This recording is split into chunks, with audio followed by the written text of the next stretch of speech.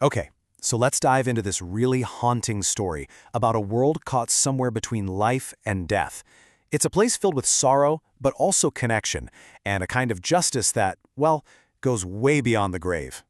So our story kicks off with a man named Kshitij. He wakes up and he's not in a bed, not in a hospital, he's just standing in this cold, thick fog. And out of that fog, this deep, echoing voice greets him with those exact chilling words. You can imagine he has absolutely no idea where he is or how he even got there.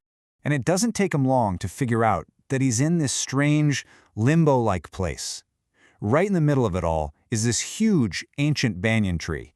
And underneath its branches are all these souls, each one just stuck, trapped in a silent, endless loop of their own pain and regret. As Kshitij looks around, what he sees is just heartbreaking. There's a woman who can't stop crying, a man just pacing back and forth to nowhere, and this little girl endlessly counting her shells. But the thing that really gets you is their eyes. They're just empty, like the very meaning of life has been completely sucked out of them.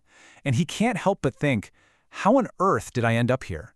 And then that mysterious voice comes back, and it forces Kshitij to remember his last few moments. And boom, the memory just slams back into him. He was so happy, so excited, he was literally on his way to propose to the love of his life. He remembers seeing her smile through a restaurant window. He takes that one step forward, and then just black. A speeding truck just ended his story, right before the best part was about to begin. He just crumbles, weeping for his lost love, his totally unfinished life.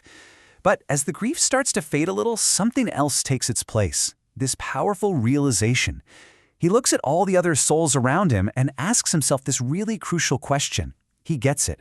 He understands that if he just holds on to his own pain, he's going to be chained to this place forever. So with this newfound clarity, he does something pretty radical. He actually turns to the other spirits, and he suggests this idea that the only way for them to find peace, the only way to lighten this crushing weight they're all carrying, is to open up, to share their unfinished stories, and to share their pain with each other.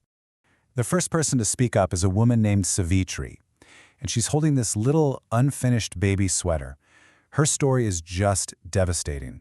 She'd wanted a child for years, finally got pregnant, and then during childbirth she was faced with this impossible choice: save her own life or her baby's. She chose her child, and that's where her story ended, a mother who never got to hold her baby. Right after Savitri finishes, a little girl named Gudia stands up. See, she was born with a weak heart. Her mother was very poor but did everything she possibly could to save her.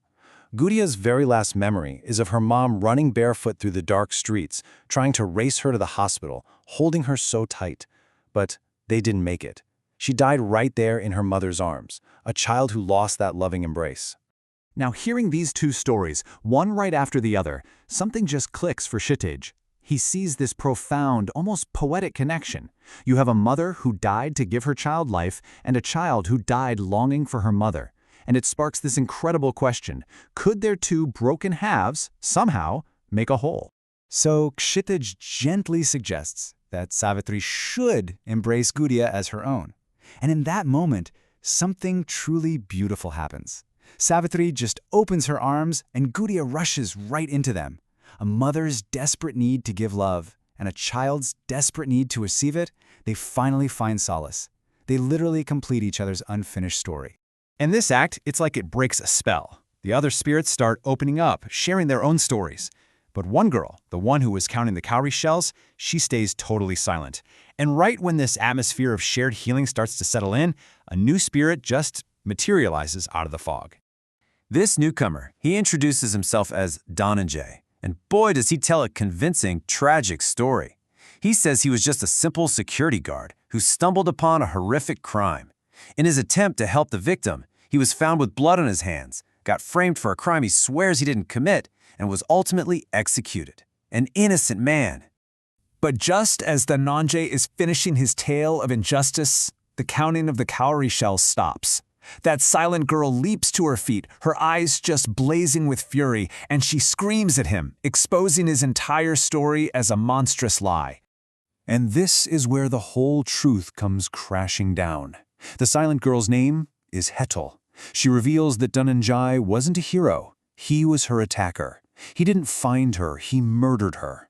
All this time she had been trapped here, counting to 14, the age she was when he killed her, just waiting for him to arrive so he could finally face justice. Tal's accusation just shatters the air. That feeling of shared sorrow that was starting to heal them, it instantly twists into this storm of righteous fury. Every single soul in that place turns to face Dananjoy, their own pain completely forgotten for a moment.